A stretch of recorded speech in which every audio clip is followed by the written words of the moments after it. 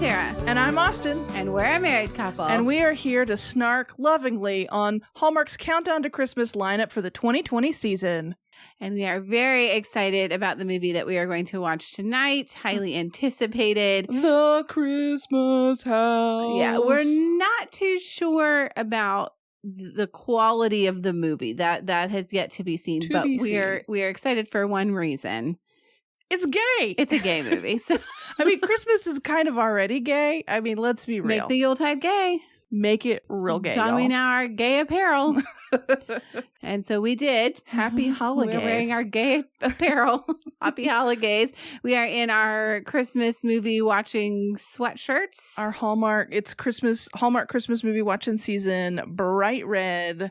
Jingle wine is about to flow. And matching Jimmy Jammy bottoms. That's right. So we are ready for the gay. So this movie has been controversial because it is well known that I don't think it's supposed to be the main storyline. No, it's definitely a secondary storyline from what we've seen. Yeah, there's like multiple characters. What's the blurb? You want to go ahead and read the blurb? Yeah, so the blurb that we have is working through some difficult decisions. A mother and father summon their two grown sons home for the holidays. Mm-hmm. And so what we do know going into this before we make our predictions, just so we're kind of clear on, we know that there's a show called Handsome Justice because Candace Cameron Bure discussed that in her special. We know that the parents called the children home. We saw them on the Zoom call to their eldest son or their one son to tell him to come home. But do you know what Candace Cameron Bure did not discuss in her preview? I do know what she did not discuss in her preview. The fact that there is a gay plot line at all. Right. That was not mentioned. So we don't know much about that. We do know there's something with an adoption of a baby. Right. And so we know that the parents are doing the Christmas house. The straight son, I think there's a romance with a girl next door. Because that's what Candy Cam told us about, was that romance is kind of like the main storyline. Mm-hmm. But it's like, we know that the parents are bringing the sons back for the Christmas house. Right. Which clearly is going to be about a Christmasified house. So we are going to get our gay characters, but the big question hanging over our heads tonight as we go into this live action game. I feel like I'm commentating for like, this is what we can expect to see tonight on the ice. As your gay correspondents, we're here to tell you all about tonight's gay movie. Who do you think is favored to win this match there, Austin? Straight people. Straight people. Yeah. I mean, we don't know how much. And Christmas. Always. And love, but only, this time it's not only going to be heterosexual love. So we're going to see these gay couple, but the question is, how much do we see them? How much of a storyline do they get? So let's go into predictions because this leads me into like what I think. I think Hallmark's going to play it safe. I think that we're going to openly name that people are gay, but I think at most we're going to get a cheek kiss. We are not going to get lip on lip men kissing in this movie. I just don't think they're going to do it. No, I don't think so. I agree. I think that that's a fair one to make. And we've been making these predictions online as well, so we might be able to report if other people agreed with our predictions at the end. We've posted them on Instagram for everybody else to weigh in so we can see what our friends think. But I think that because the gay couple is waiting for adoption, there's many stages they could be at. I think that they're at the stage where they are waiting to get matched. Like they've put in like kind of the way that it works with maybe a traditional adoption is that you would, put your application in for a baby and then you get chosen. Right. And it's one of those things where Hallmark has never really shown what the realistic like fostering or adoption process looks like. So I think that's probably the safest one that people won't question as hard. Right. And it's like, I don't think that it works in this movie for that to be too early or too late in their timeline. So I think they're waiting to hear that like they're the chosen couple for this baby. And because they're waiting, I think that leads me to my next one. I think that we're going to get to see the baby, but I think it might be like a flash forward sequence where it's like the movie ends and we like see the next Christmas where they're with the baby. Because if the whole thing is like, look, it's these two men and they get to have a baby, we've got to, and I think it's unrealistic that it would happen this Christmas, but maybe Hallmark will throw that baby in there like, here's baby, you get a baby. But at minimum, we're going to see that baby, whether it's this Christmas or a flash forward sequence. And along with that, in that flash forward sequence, then I guess would kind of go with my prediction, which is that the house is going to stay in the family. So this whole thing is they're doing the Christmas house. I think that it sounds like they're doing it because they are trying to sell this house. Yeah, based on the promo, that's what it seemed like. It seemed like she's alluding to, because she said something about this is the last year. Right. And so I think that she's trying to sell the house. Or we and this is not a Hallmark Movies and Mysteries, and so I don't think anyone's dying.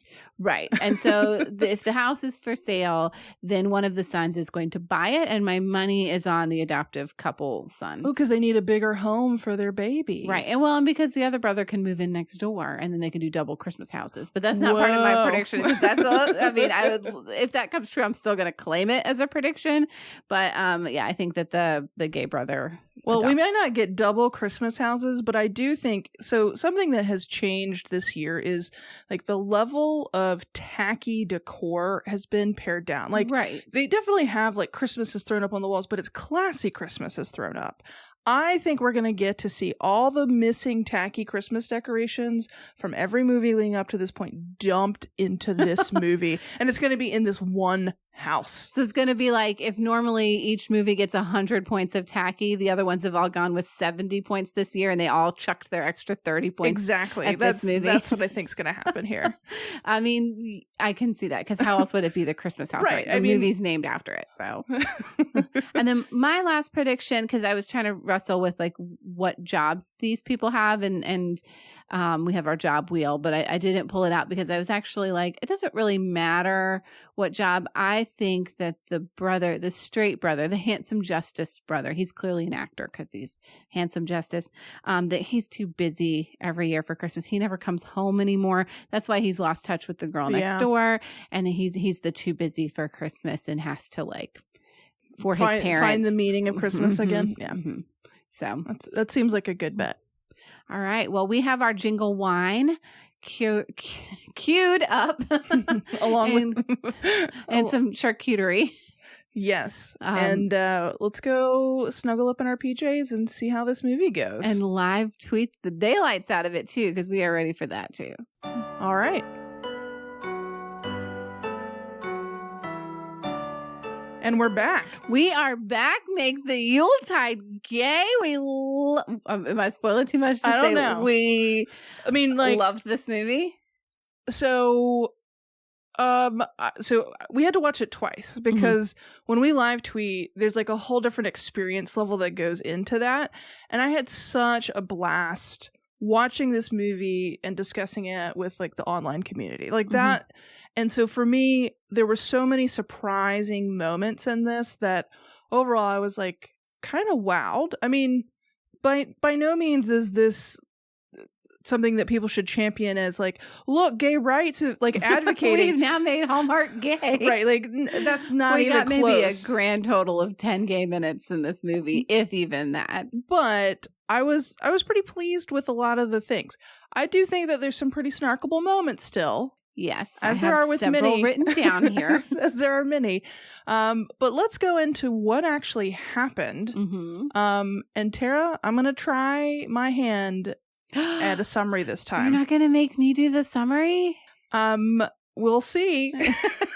Well, let's let our audience know that this is live. So if he doesn't do this, you get to hear it. And then I'll pick up and I'll do what I made my notes on. So take it away.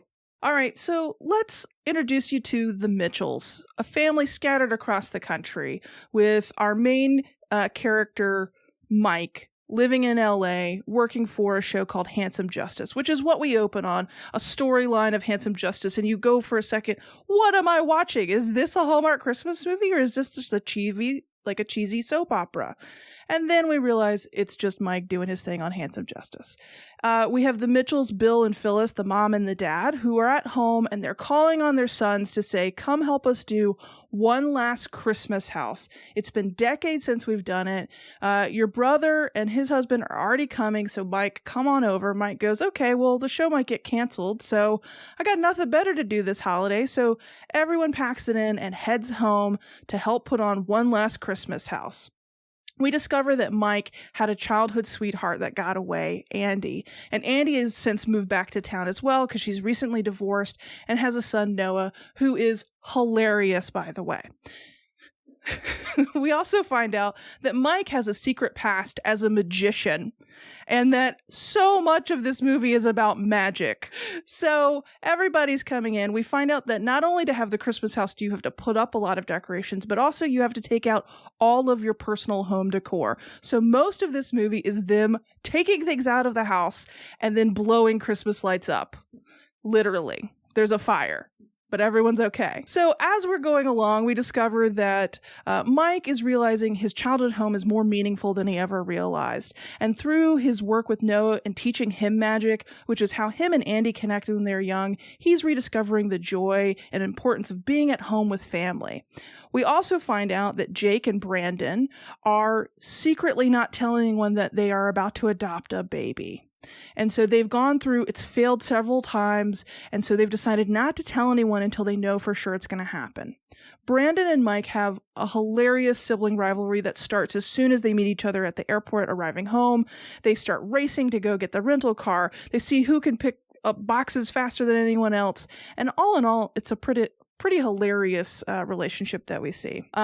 Surprise thing that happens here is we find out that the mom and dad, Bill and Phyllis, are kind of hitting some rocky times. They've grown apart. Bill retired before Phyllis and got new friends and new interests, and Phyllis is kind of left behind. And so this whole time we find out that they're selling the house and then they're going to move into separate houses. And this is a secret kept from the whole family, including selling the house for a while. But then it resolves, and everyone at the end, we get a baby, we get a marriage restored, and we get handsome justice renewed and Mike moving back home. And we see a flash forward sequence at the end where we've got a baby with Brandon and Jake. We've got a family gathering at the Christmas house with Mike and Noah and Andy, as well as a dinner. And the parents are learning how to hike together. The end. All right. And if you notice what was not even barely touched on there, because it wasn't really it's not even important movie. to the plot. What? Oh, you're going to talk about gay kissing? No. I was going to say the romance with Andy. Oh, yeah. I mean, so maybe there were two things that weren't important to the plot. Like Andy, like there was a romance between Mike and Andy, but it wasn't super dominating to the plot because there were so many other things going on. This is one of those multi-plot, everybody kind of has their sub-story. And while the main story is about Mike, it's really not about Mike and Andy falling in love. It's about Mike figuring out what matters to him. And the parents, I felt like, was actually the main story conflict. Took up most of the time. Yeah. Which I didn't mind at all. No, I didn't either. So let's talk about our predictions then. What of those came true? I'm so happy to be wrong for once. And if you know me, you know I like to be right.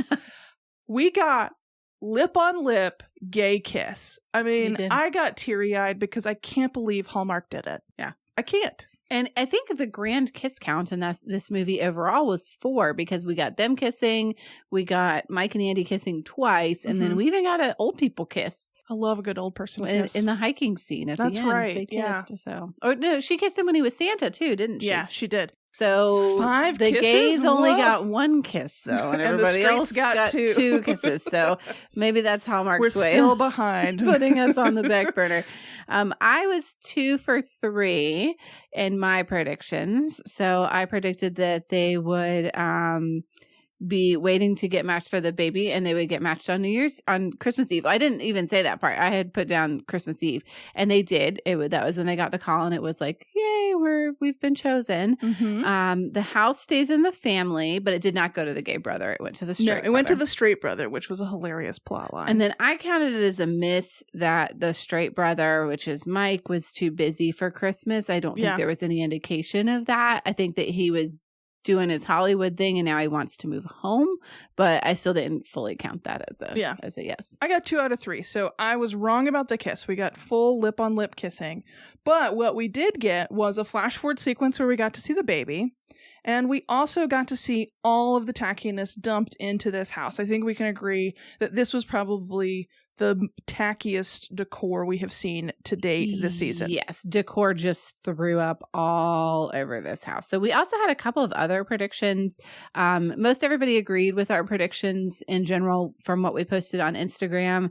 Maybe one or two people dissented, but we had some. We asked for predictions from other people, and I wanted to pull those up.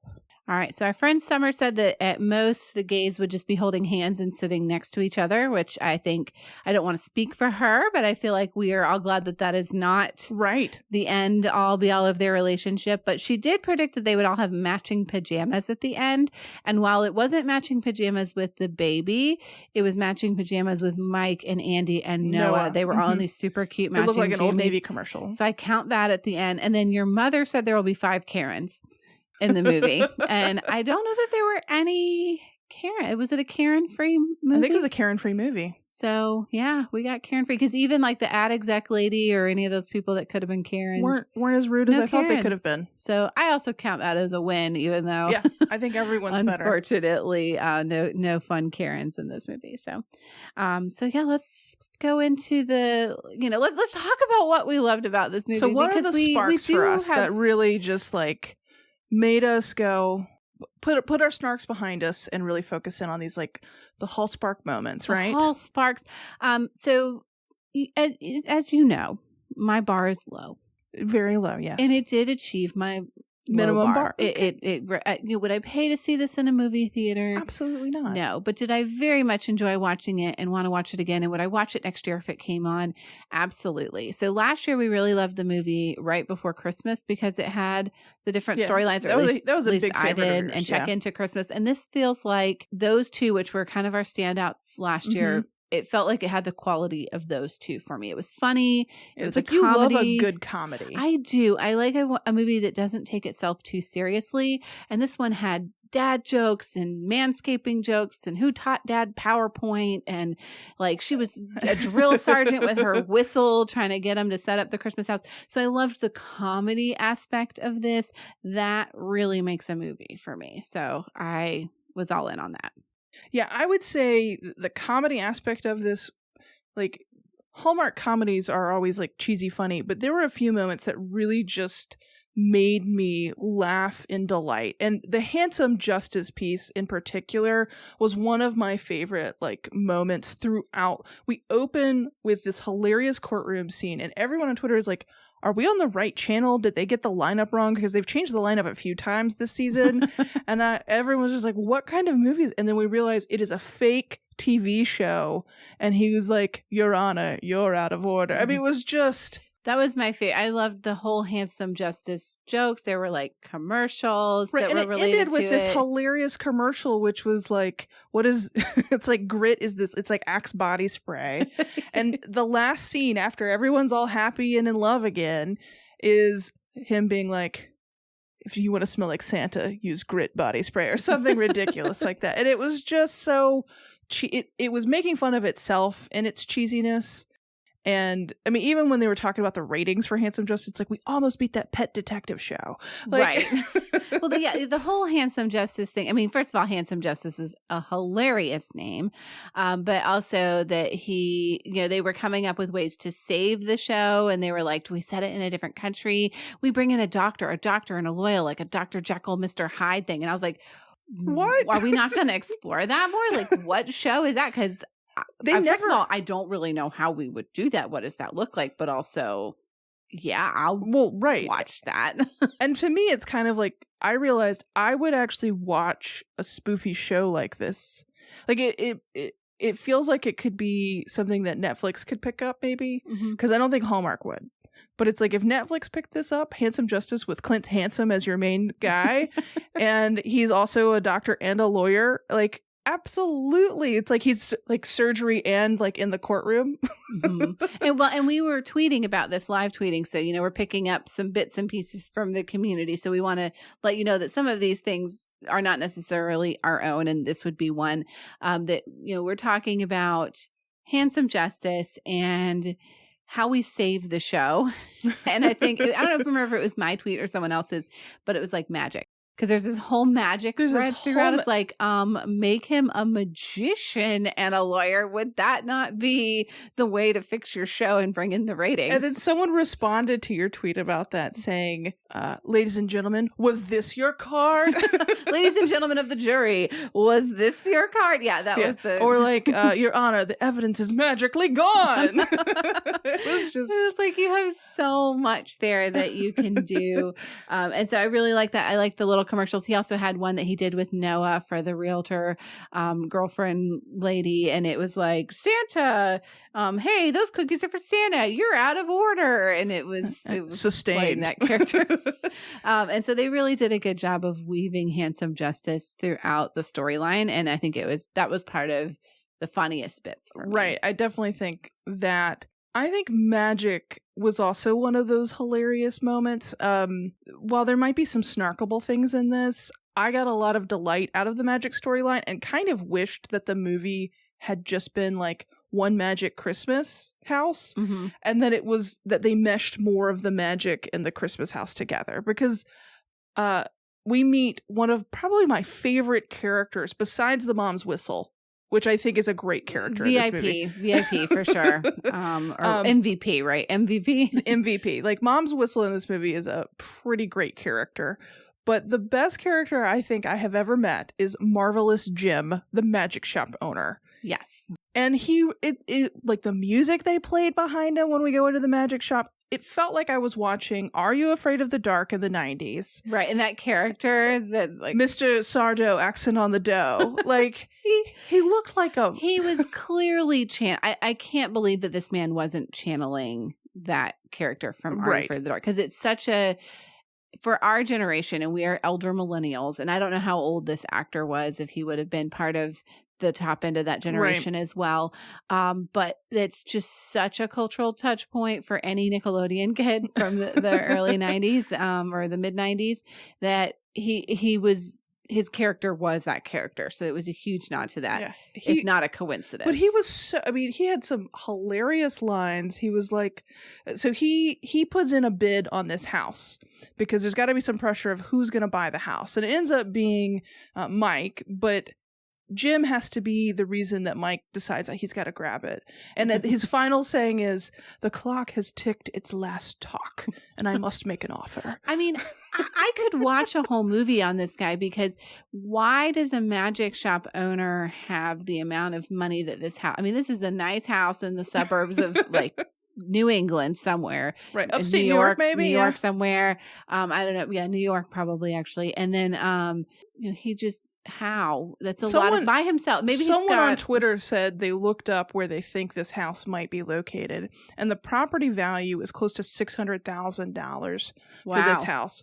And they said, "Excuse me while I go learn magic." And it's like, I mean, I guess he could have like a wife, or he could be living with, he's got a dual income household, or maybe he just is independently wealthy. That maybe he has a lot of Bitcoin. Yeah, he's got something else going on.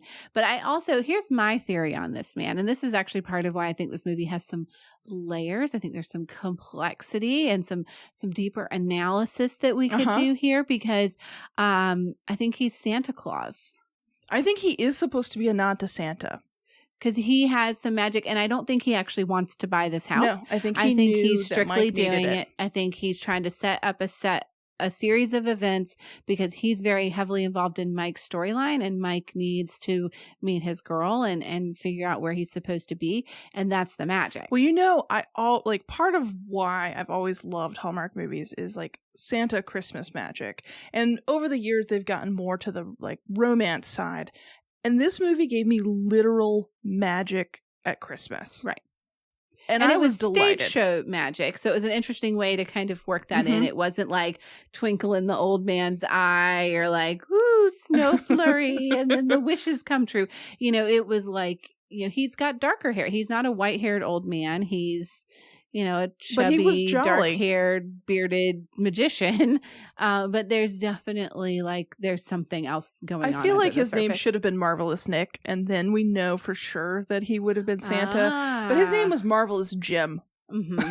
So I was like, maybe it's Santa's cousin that just works in upstate New York. His name is Jim Sardo. Accent on the dough.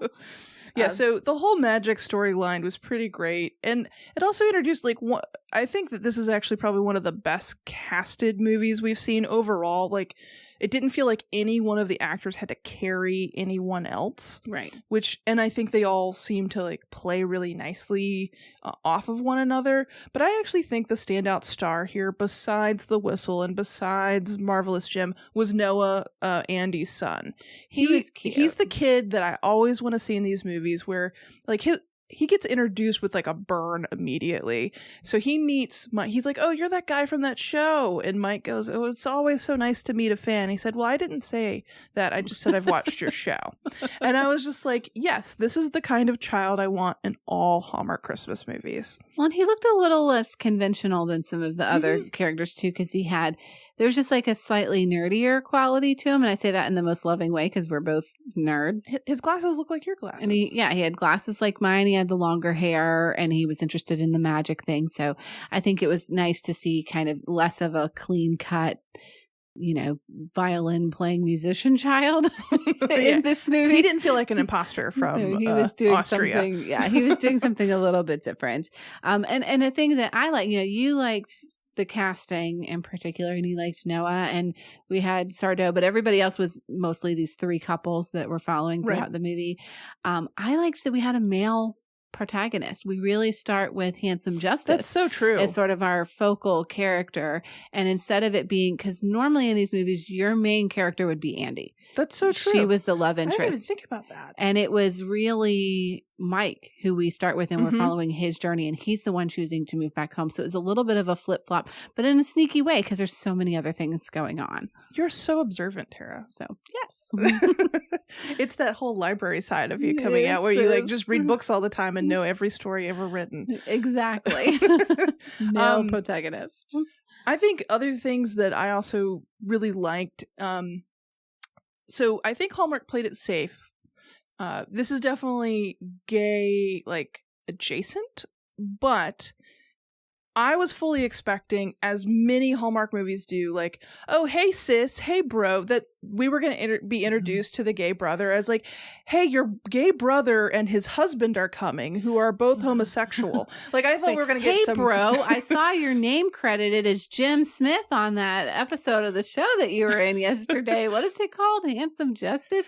You moved away 10 years ago, and remember Andy McDowell? Or, I don't know why I made it Andy McDowell, because that's not her last name. But it's like, I thought they were going to have to, like, name the gayness. And I actually think they did a really smart thing.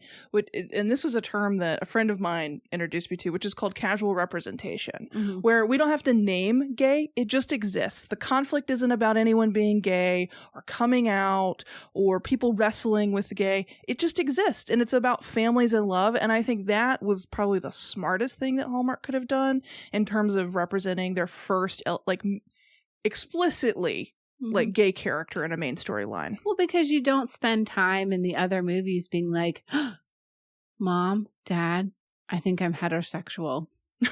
Right. I really think I'm interested in the opposite gender. Will you still love me? And can I still come home for Christmas?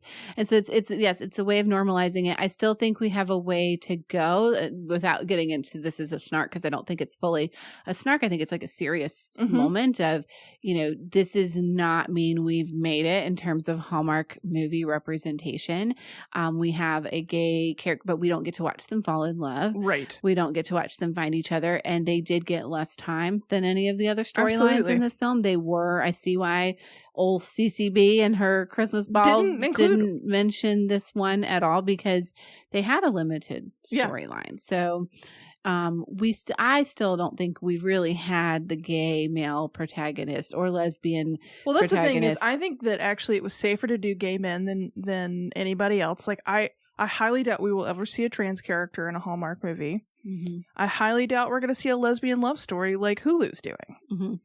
And I mean, I'm excited about this Hulu one that's coming out, Happiest Season, but it's also about a coming out story. And I'm kind of like, all right, we've had many years to do coming out stories. How about we just do, like, I want a rom-com that's just queer people. And I think queer, like, that to me would have been and I'm moving this into a snark. To me, the missed opportunity here, and I don't think we're going to get there with Hallmark, is give me a leading lady or man or a they, whatever, what a gender non-conforming, I don't care, whose whole love story is not heterosexual love stories. Like that would be progress. This was a baby step. I'm proud of Hallmark for the way that they decided to do it, because I know they're moving a very conservative base, and those people are definitely pulling away. But there are people who still love Hallmark who aren't there and who support us or who are like us. And I'm proud of them for doing this. I think they can go further, and I don't know that they will. Well, I don't know that they will next year. I do wonder if they will eventually. I still like to believe in my heart that the world is moving forward and making progress. And sometimes it can feel, when you're in the middle of it, like that progress is just so tiny and that there's like, it's not good enough. But I have to say, I have to give it credit for being absolutely what it was. And that's why this started off as a spark. I mean, I would say, I think that they did a very good job. I would love to see the leading storyline be a gay storyline. Well, and similarly, and this is another thing that I've kind of noticed as we watched a couple of Lifetime movies. We watched Feliz Navidad just casually without, I think Austin did some tweeting about it. But, that one had, and it's still cheesy, but you see how Lifetime is doing so much better at including, first of all, different types and kinds of stories, but also diversity in terms of ethnicity and cultures. Though this movie did have Latinx representation a little bit. That's what I was going to say. It's like when you see Feliz Navidad compared to Andy in this movie, how was it Andy's family that was? And so Feliz Navidad, it was like much more present, this sort of Latinx cultural identity. Yeah, all we got really was tamales. Yeah, we just got a mention of tamales. Or just like in Jingle Bell Bride, she was Latinx and she spoke in Spanish a couple times to her sister. And that's like, so see, representation. We have a person who speaks Spanish. And it's like, or that makes it's still pretty whitewashed. Interracial relationship or a multicultural. And it's like, well, we're, maybe briefly dropping it, but it feels more artificial. So, and that's kind of almost what the gay storyline felt like a little bit. So maybe, do you have any more? Do you want to go into snarks? Because I've said all my sparks. So let's talk about the snarks. Can I open the snarks? Go for it. Because my snark, this is where we move out of the more serious actual critique of this movie and into some of our more comical things. So this house, this Christmas house is too much, and I'm not want to say I'm confused, but the whole premise is just really wholly either unbelievable or like, why would anyone do that? It left, so I wrote down the house and like circled it in my notes because I had like so many different points to the house. So let's start with the house itself. The physical house itself. When we first see it, it looks like just like new construction in a cheap subdivision. So I did not buy that this is the house that these boys grew up in for 40 years. It looked too new to be a 40-year-old house. We live in a 40-year-old house. This house does not look, it looks like things that we're seeing that are maybe in the past 20 years. So I didn't buy the time of the house or that these like retired parents would have this more modern taste on the interior of their home that they've been living in for 40 years. I mean, I guess they're trying to sell it, so there might be some of that, but it also didn't match any of the houses in the neighborhood. Worker. Yeah, true. But like the other houses in the neighborhood had more dark coloring to them. And this one's just like bright and it's yellow. White trim, yellow. Like it's the butter yellow, not bright yellow. But all that, I mean, there could be a million explanations for that. But I found the house just so empty and vacant, even with all the stuff in it, whether it was their personal items. And I think that goes into the audio also, because clearly the audio of this, it just sounds like we are in a cavernous room. And there was nothing, so much of this story is about the house. The house is a character in and of itself. And I was like, I just didn't understand why they didn't pick something a little bit grander and something that was a little bit warmer, because it felt very like, just like from the audio to the decorations to the aesthetic, I was so uninterested. I didn't want to be in that house.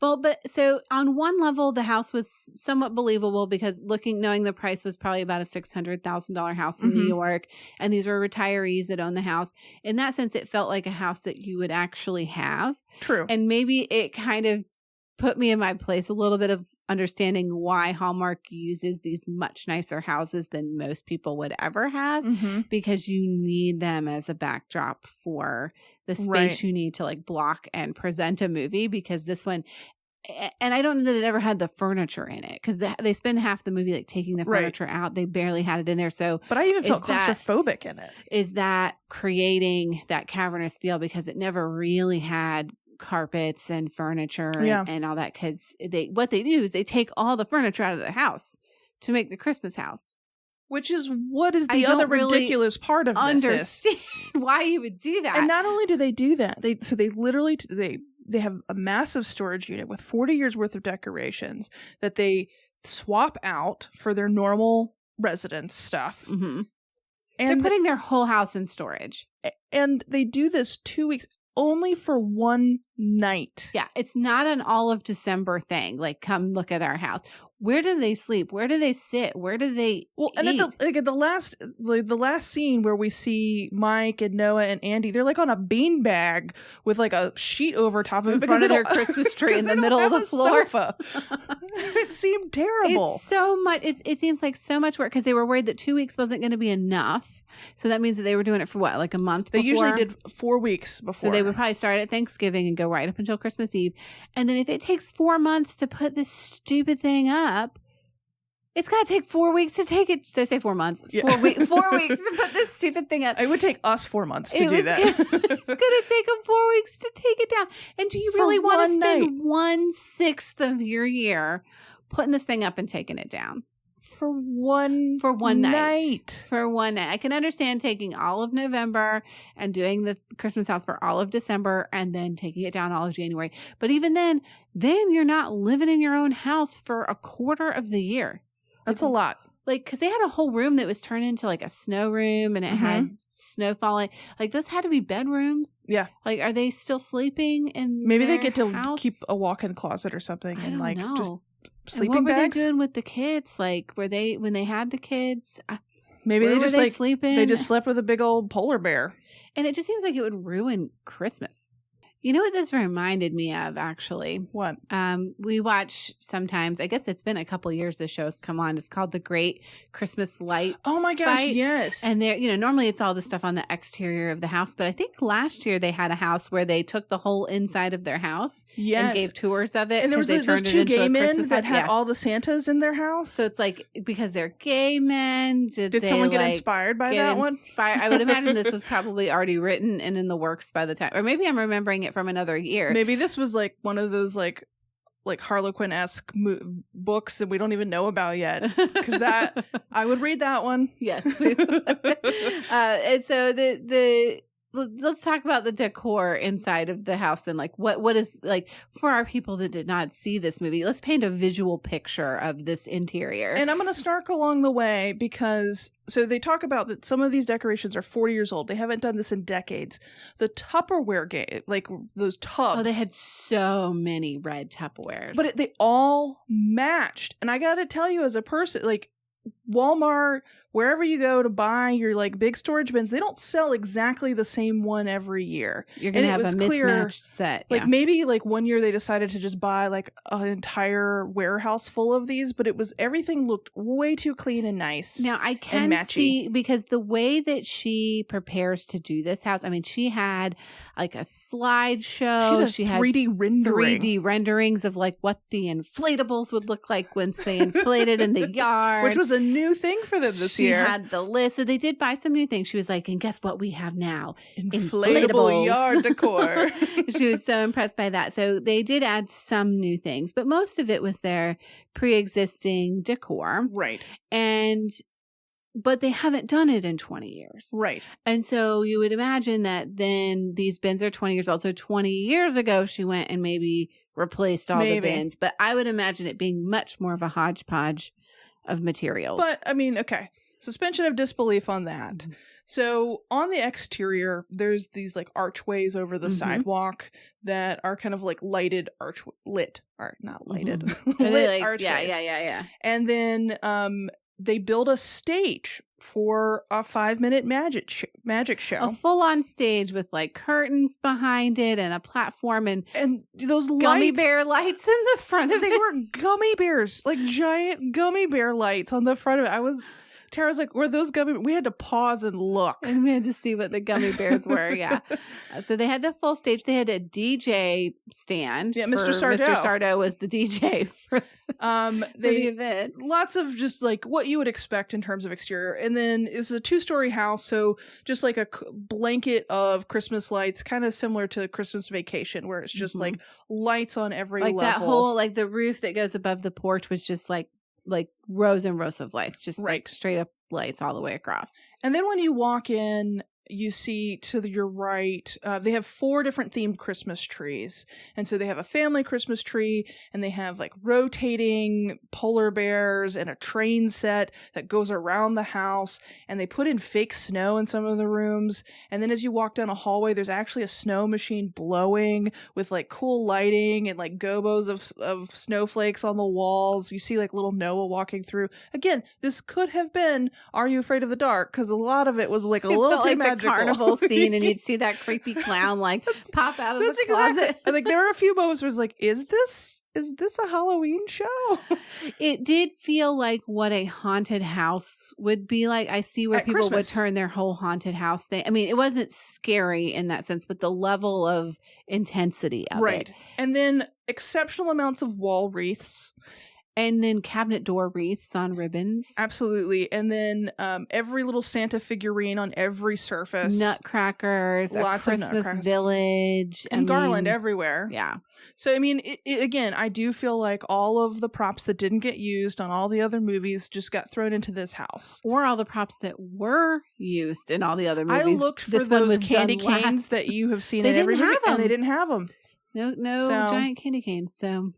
Maybe this was being shot at the same time that those were already in use. So it looked like if you bought everything in the Christmas aisle. At Walmart. So you bought all the inflatables, you bought all the yard props, you just bought one of everything and dumped it into a house. So I also struggle with why are people coming to see this? I guess because of just the ostentatiousness of it all. People, pre-COVID, people going, like driving through. But again, it seemed like a block party because it was a Christmas Eve thing. And so there's a lot of young kids at this block party.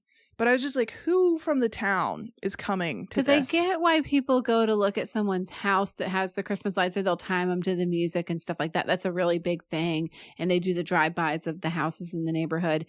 But the inside was more like a museum.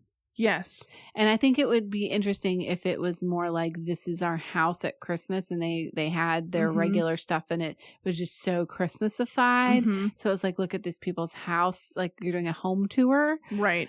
But this was like just a display of things. And I do feel like the thing that was missing that was like a light show. Like I kind of expected that we would get some sort of like music light show thing because the lights we got were a magic up. show instead. That was our show. You have to have some sort of like production-y thing. That was the show. And she comes out. Andy's like the assistant. She comes out in this like gold like gold dress that she just happens to have. That dress was way nicer than anything else that anybody else was wearing that night. I guess that's what you have in your closet when you're a realtor. And Mike's cape was. I mean, I don't think I've seen something that hilariously tacky for his magic show since I went to the Georgia Aquarium, like with my friend Stacy, and they had this like dolphin show, and the guy had to like capture the light of the stars with the dolphins, and his cape lit up. I mean, it was just like this level of cheesiness that I have not seen in many years. Was that even cheesier than the dolphin show that when we went to the Georgia Aquarium and saw the dolphin show? I was disappointed the last time we went because they didn't have that. The last one was just like, look, a dolphin can do a flip. This one was like a man was trying to capture the stars with the help of the dolphins. And this was on par. Yeah, that cape took me back. Dolphins would have made this movie even better. I mean, it was really the only thing missing. Right. Because we got snow, we got Santa, we got gay kissing, and almost divorcing. We did. Dolphins was the only thing that was missing. Dolphins in a Santa hat. We need a SeaWorld Christmas next time on Hallmark. That's a missed opportunity, Hallmark. SeaWorld Christmas or Aquarium Christmas, Fish Christmas. Merry Christmas at the aquarium. I want to shift gears for my snark a little bit. This adoption timeline for the gay dads. Right. We were a little bit confused on that because they weren't really clear on where they were in the process. We kind of sussed out that they were at the stage where they had, again, been put in like an application and that they had been chosen or matched, that they were going to, and you don't know what stage the mother is at with her pregnancy, that you might get matched when she's 3 months pregnant, or we're just assuming before this is a she private gives birth. adoption process. But their whole thing was that they weren't telling anybody about it. They weren't telling their family about it because they wanted to make sure it was a sure thing. And there's and it had fallen through a few times, right? And that's a common thing in adoption, right. That it's really hard, and it is in pregnancy too. Mm-hmm. That there's a high likelihood of miscarriage with a real pregnancy, and that there's a high likelihood of your adoption not happening like you envision it, and that you kind of put all this time and effort in, and the mothers have the opportunity to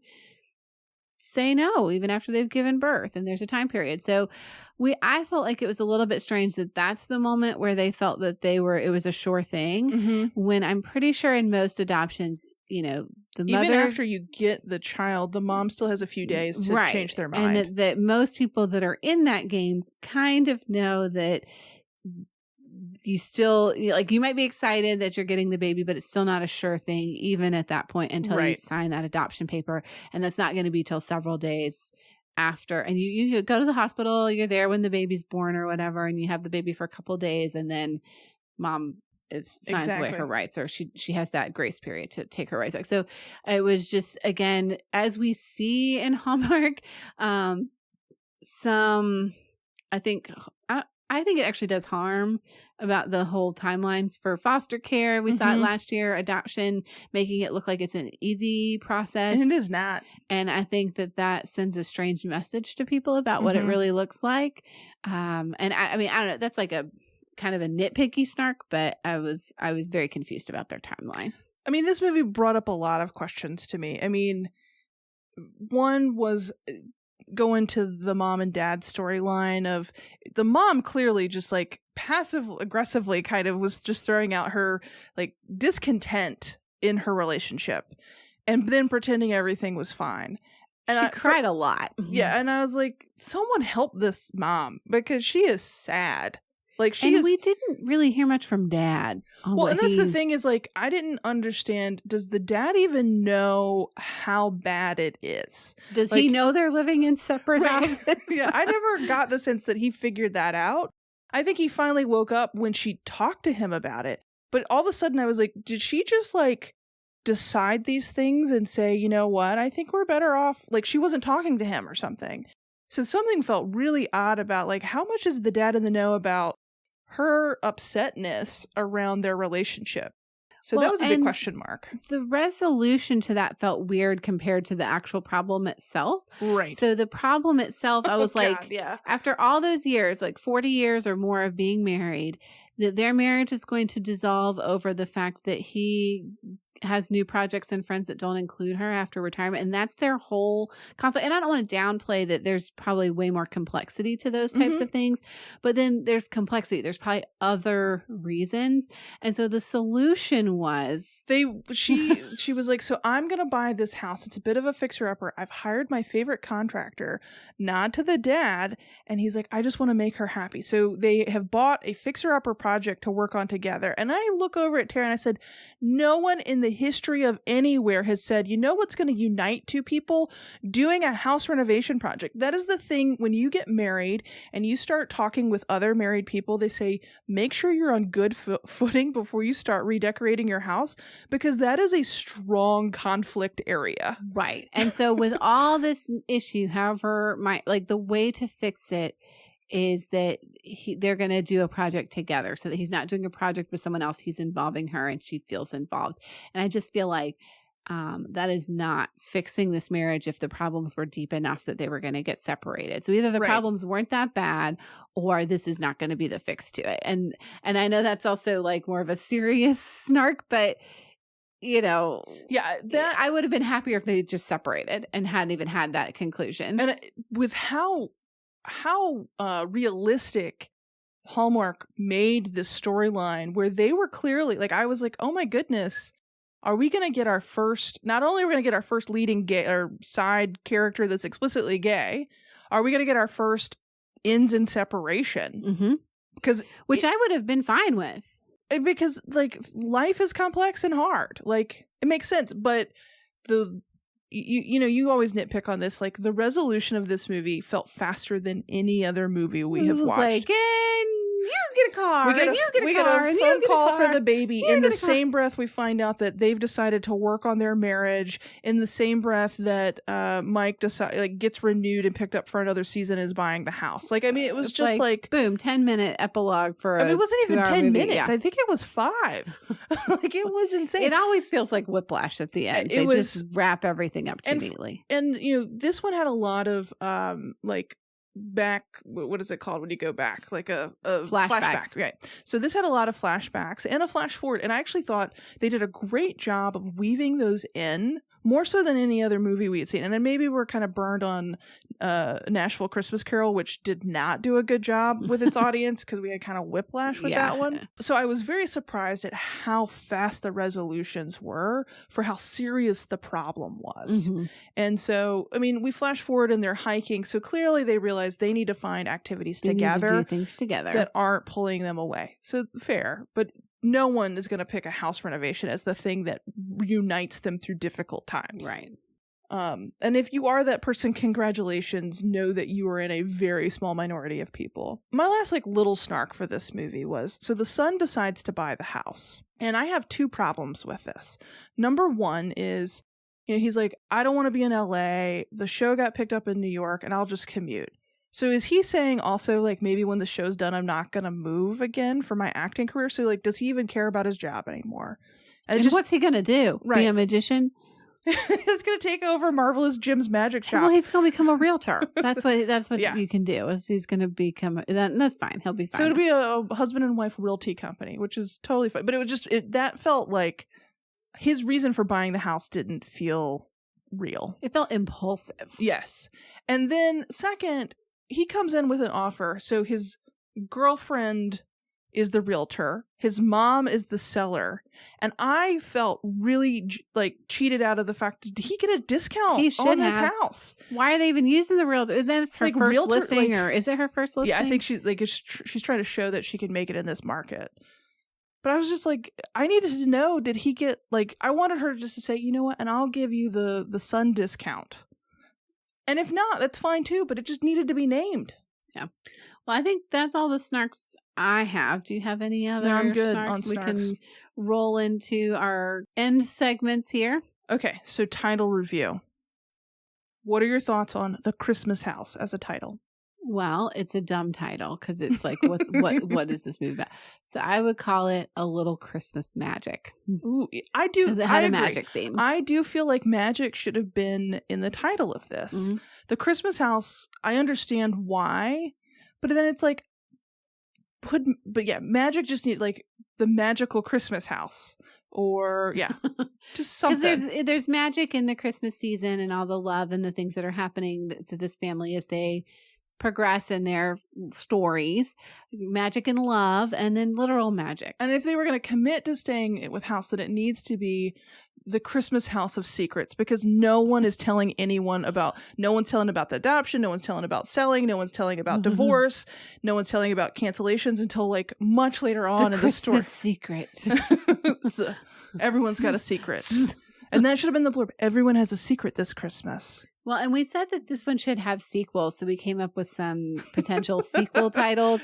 My favorite was in the movie itself, Christmas House Year. Yeah, Christmas House Year. You have Christmas House and then Christmas House Year, or Christmas Year House. Oh, nice. I thought you were going to absolutely go with The Christmas House Bells Are Ringing because that's your favorite title. The Christmas House, Here Comes Baby. Or we said the Christmas Houses because they're going to be now multiple families, and so they're going to have multiple houses. I want the spinoff to be either Marvelous Jim or Handsome Justice. So for me, the sequel needs to focus on those. We're going a different genre direction. That's what I need. Yeah. That's what I need. So I guess the question is, do you think this love will last? And maybe we should do it for both mom and dad and Andy and Mike. Yeah. So mom and dad, I'm torn on this one because it's like, if they've been together this long, is this just a bump in the road?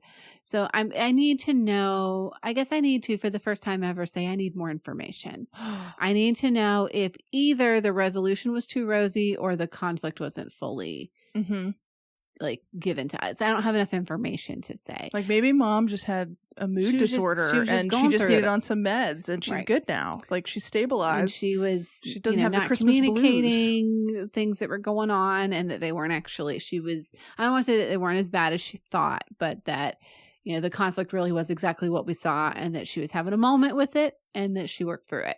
So if that's the case, then yes, this love will last. But my suspicion is there's actually more going on. Something deeper. There. Yeah. Yeah. You're never going to see her talking about, he's talking to that hussy down at the golf cafe or whatever.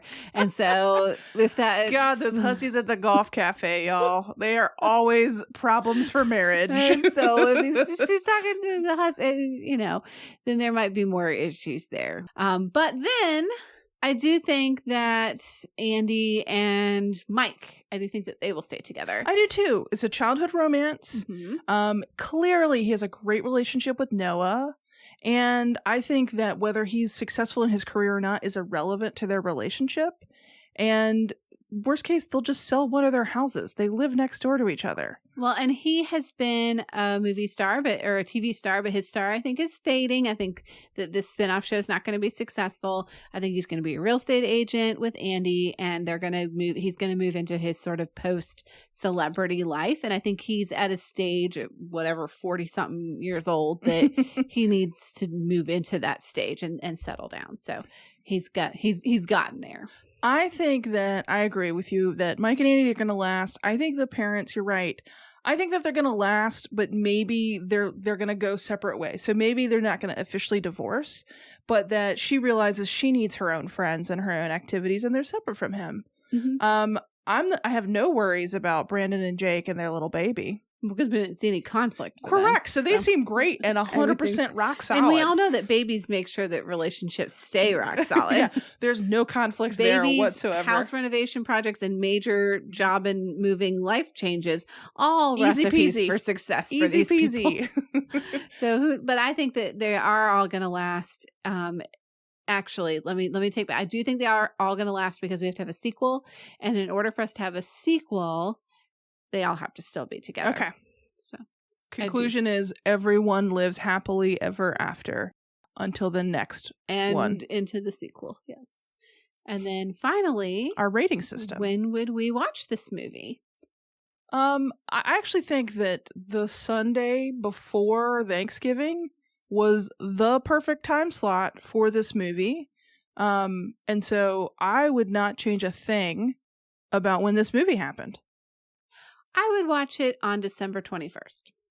So somewhere in those kind of days leading up to Christmas. I don't know that it makes its way to we do sort of a December 23rd, like movie and binge eating thing, like a smorgasbord. It's just a binge of Christmas. Yes. And so we just watch a bunch of movies. I don't know that it makes its way into that lineup. That's sort of a prime spot for me of things that you would want to watch on Christmas. But, in the days leading up to that, I think it could be a perfect movie for that week, somewhere in that week leading up to Christmas. So I'm going to pick the 21st. Okay.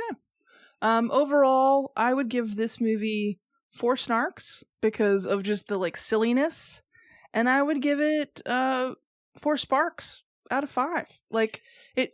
Not that I think it will hold up over time, but within this year's lineup, I think it's one of the stronger movies. Yeah, and for that, I think I'm going to have to give it 5 sparks. Ooh. Because we've now watched 20 movies. We're halfway through the season. Oh my God, we have watched 20 and movies. This is top 2 for me. I mean, the other one, we didn't even talk about it, but Holly and Ivy would be one of our other favorite ones that we've seen. Well, One Royal Holiday is a pretty And One Royal Holiday is me. up in there. So it's like, it's in that top 3 for sure.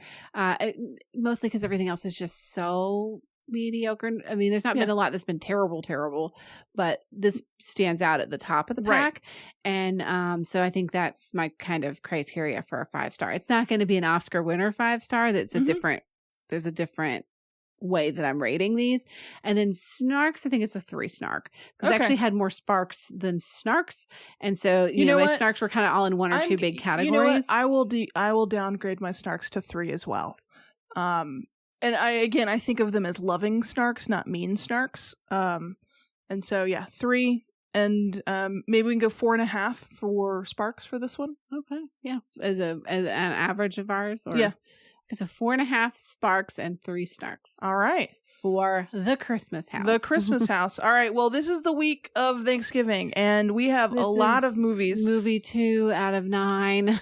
And we will not be podcasting on all of them, but we will be podcasting on a lot of them. And we're actually going to have a guest or 2 this week. Yeah. And we're also going to be guests on other ones as well. So more to come on that. Stay tuned. Follow us on Twitter and Instagram and Facebook, whichever one you like. We put a lot of the same content on them. Subscribe to us anywhere that you listen to podcasts if you haven't already. We would love for you to join in with us on all these future and podcasts. We'd love to hear what your favorite movies of the season are so far. So leave us some comments wherever you follow us, and drop us a review. We want to grow our listener base, and the way to do that is by having reviews. And I think, Apple Podcasts is the place to generally do that. So we always are appreciative of fair and honest reviews. Let us know if there are things you like or you don't. Yeah, because their algorithm will privilege ours in searches if we have more reviews. So we would love to see you over there as well. So yeah, we got to find fellow hall snarkies. So all right. Well, I think that does it for the Christmas house for me. Does it do it for you, Austin? It does it for me. Okay. Well, I've been Tara. And I've been Austin. Merry Christmas. And happy holidays.